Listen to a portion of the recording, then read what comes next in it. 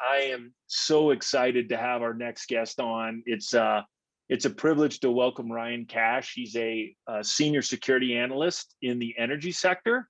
So Ryan, let's talk a little bit about touch on your background, some of the things you like to geek out with, and then once you give us a little bit of background on how you work and how you tick, I'd love for you to talk about the challenge you saw there in your organization, which is in the energy sector, oil and gas. You've got a multi-year background, probably double-digit years in oil and gas and energy, right? Is it almost Yeah, 9 years? I was thinking so. So yeah, give us a little bit about your background, what you like to geek out on, and then talk a little bit about some of the challenges you saw in your organization and maybe writ large what's going on in oil and gas with access management and in particular privileged access. As far as geeking out, I pretty much geek out on nearly everything. I mean, I got into the computers and especially the security just because I was just sampling all the different pieces. And eventually, my college offered me an ethical hacker course, Nice. which just sold me. Now, I'm not even close to being a pen tester, but it sold me on the idea of security. So I'm a diehard blue teamer, but I do some of the pen testing ideology. So I'm more of a red teamer or a purple teamer. Yeah. I started doing that with my previous company, which is also another oil and natural gas. I started them with the security-minded help desk guy, and then I got hired into the security team, and then I moved to my current company a little over, wow, it's almost 5 years ago now. And yeah, so we pretty much work on all of the security stuff, and we have a pretty limited team. We've only got, including my director, 4 people, and one of those is not even really a security analyst. She does GRC and awareness, governance, risk, compliance. Yeah. So the 3 of us, well, when I got hired, it was just me and the director. We had to deal with all these limited resources, especially in the terms of manpower. We actually had a moderately decent budget, which is rare, but Yeah. for 2 people, it was hard to figure out where that needed to go. So ever since, we've been trying to remove those admin access rights, because when I got brought on, everybody had admin rights to every workstation in the enterprise, period. Domain users was part of the local admins group out of Seen every that movie. workstation. Yeah, for sure. Yeah. So we've gone on to remove a lot of that. So we were trying to remove admin rights without still allowing them to do certain administrative functions, which was a challenge in and of itself with a competitor of yours. And we still have them in some limited aspects, but we're actually looking to get that component out. So we started with Remediant as a solution that was both easier to administer, easier to implement, and in terms of what one of my help desk guys said, elegant to use.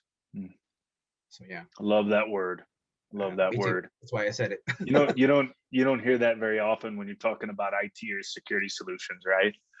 The more with less thing, as I read into that, and those are my words. Certainly before COVID, we all had to deal with that. We've been, I think, in the security industry, fortunate to, due to primarily either the breaches that are in the news, maybe we potentially in our organizations have been victimized by ransomware or some other breach that has driven executive leadership to wake up and realize that we can't operate the same way anymore.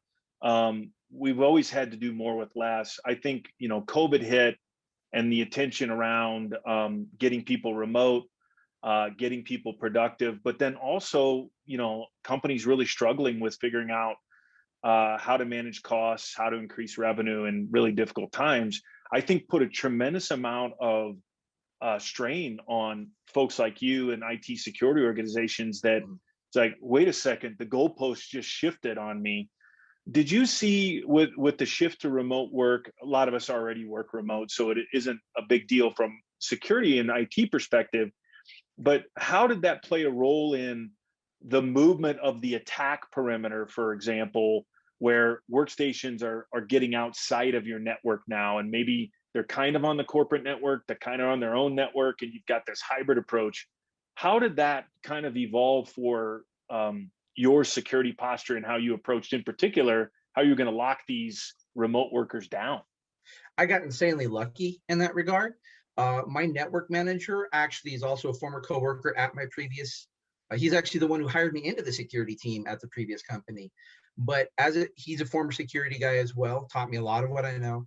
And so he was building our network infrastructure to be highly, highly redundant. I mean, we have quadruple redundancies in some cases, Mm. but we also have a VPN that is always on. You turn on the machine, it runs as a service, and very few people have the ability to turn it off. Okay. So we were able to enact that, and that gets us access. As long as they get to the internet, it immediately forces a single tunnel VPN back to our home network. And so all the traffic goes out of one of three endpoints, three exit points, excuse me. Mm.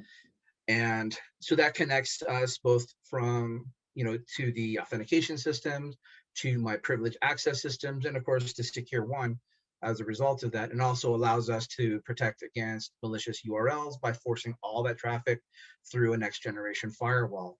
Mm. So we were lucky in that we had that foresight to do that in the first place. And that's directly attributed to Ben, who's the network manager, and his predecessor as well, who laid the groundwork for him.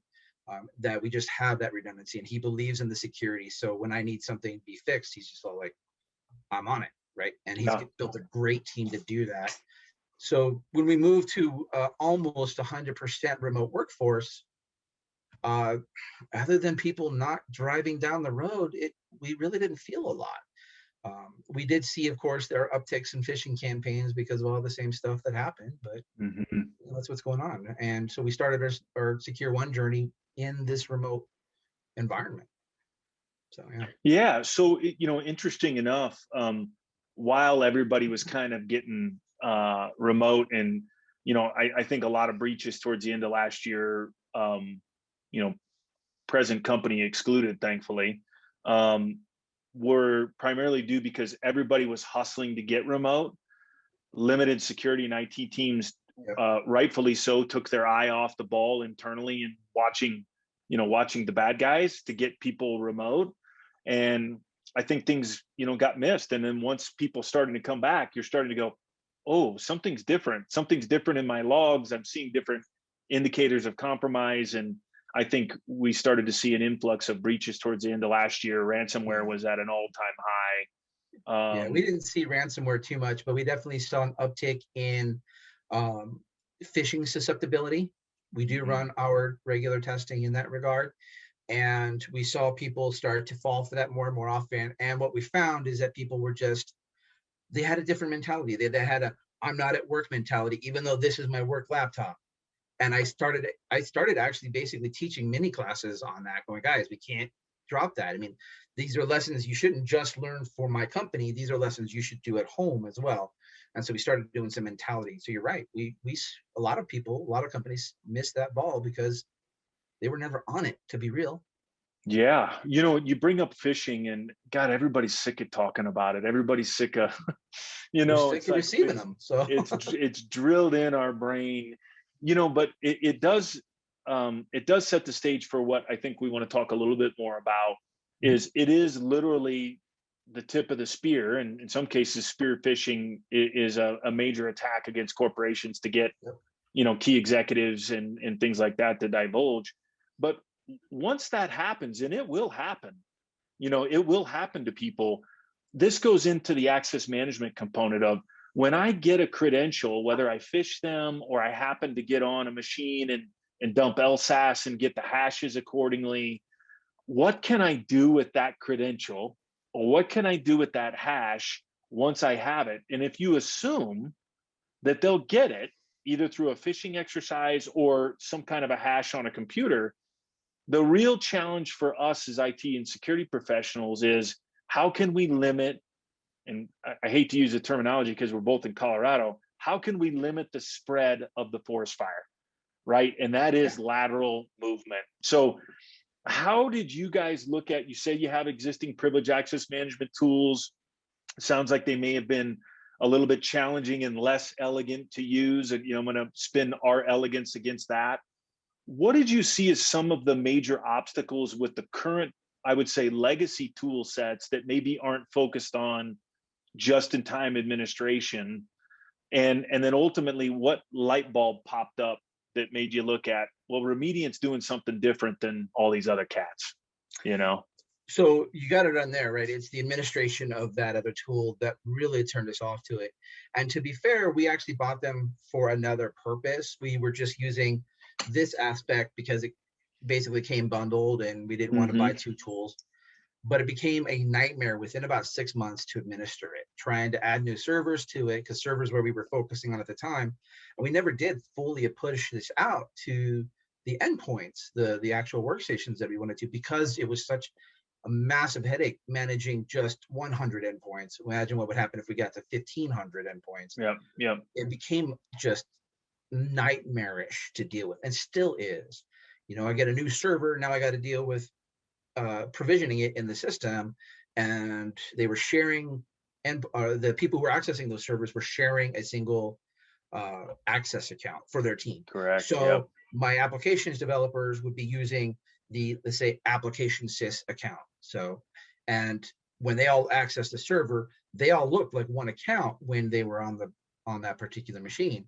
So in order to figure out who did what, you'd have to go there, okay, figure out it happened this, who checked out the account, it was these people. You had to go to 3 places to do attribution. So when we saw Secure One, and I want to say my director found you guys through a podcast, most likely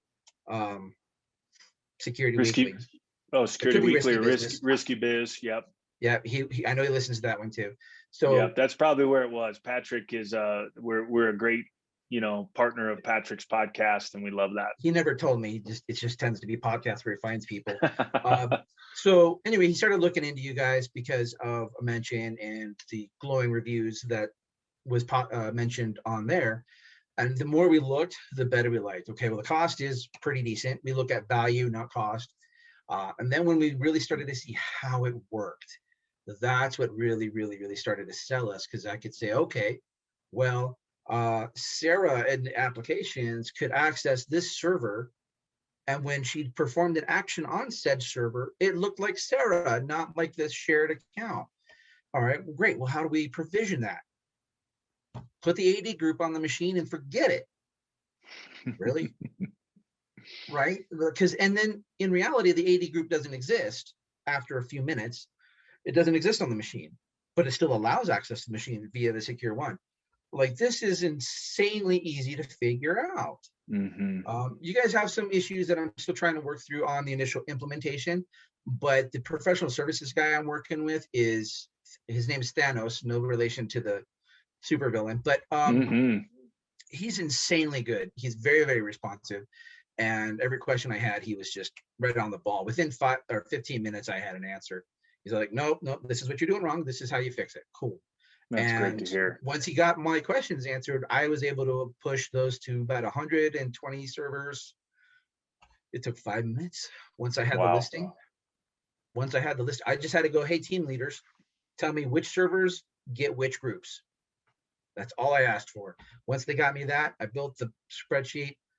Once I hit go, I think it was done in 5 minutes, literally, and everybody was ready to go. Yeah, that sounds right. I mean, the automation of that is mind blowing, and and you're improving it still, from what I understand. Oh yeah, absolutely. I mean, we've really ramped up our engineering team, and all that to look at different integrations. I know you're a huge endpoint detection and response fan. You've had a lot of experience working with the top ones out there. Yep. From our perspective, tying together that engineering effort around locking down privileged access, and what you just described for everybody that maybe isn't following, is what we do with you is a partnership through our customer success team, and I'm sure Thanos will appreciate the props, and everybody there in that team is just phenomenal, and they work from the largest of Fortune 500 companies to smaller organizations that have just as much need and demand, right? Yep. It's very important for us to tie together the story and the fabric of endpoint detection and response alone won't save you from a complete ransomware attack. It won't save you from lateral movement, right? But together, when you tie together just-in-time administration, which is what Ryan just alluded to, you're removing the excess privilege from the endpoint, so that attack surface goes from the proverbial big ice cube, or the iceberg for lack of a better term, to a much smaller manageable attack surface. So when you combine the better together story of EDR and an identity-centric privileged access management approach through JITA, you are really focusing on a hardened zero trust strategy for both servers and endpoint, endpoint protection. Yep. So I think, all that to say, what are your thoughts around how folks can tie together endpoint hardening through EDR and stopping that lateral movement? That's what your journey is right now, right? You're trying to stop that attack surface from being so big and shrink it by over 90% and automate that in minutes, because that's what you just described essentially, right? Yeah. Yeah, I mean, do we want to have a good EDR connection in addition to with our privilege access management? Absolutely. But I think you're going to see the greatest benefit of that in your SIM, whether that's Exabeam or Rapid7 or QRadar, whatever the case may be. And what I like with the Secure One not having that weird user translation is our SIM is now going to see who is doing what, not try to guess who is doing what or misattribute that. I'm pretty sure I spelled that wrong, but no, that's right. So, but basically the idea is your SIM is going to figure that out more appropriately. And your EDR is what's going to tell your SIM this data. Secure One is going to tell your SIM this data, and you're going to have an idea of, okay, did that person go through Secure One to begin with, which would be nice. And that means, okay, I have got strong authentication systems. We're using SAML in our case with MFA in front of the SAML provider. So I've got strong authentication in there. Then they became an admin for 90 minutes on the machine, and then they did their action. So I can be reasonably sure that that person is either A, really that person, or B, an insanely skilled attacker, in which case I need to get super, super paranoid. Yeah, and I would say we all do. Right. Well, I describe our job as I'm professionally paranoid is how I tell people I have to be. They think I'm freaking out about security, and I'm like, no, I've just seen what can happen. Yeah, no, you're exactly right. I love your comments on the for lack of a better term, I think you're a signals guy, right? Back in the day, does that sound right? Back in Army. Yep. So the triangulation of these signals is important, and I think the ones you hit on the head with the SIM, with the privileged access telemetry that we provide on a continuous basis that quite frankly just isn't in the industry.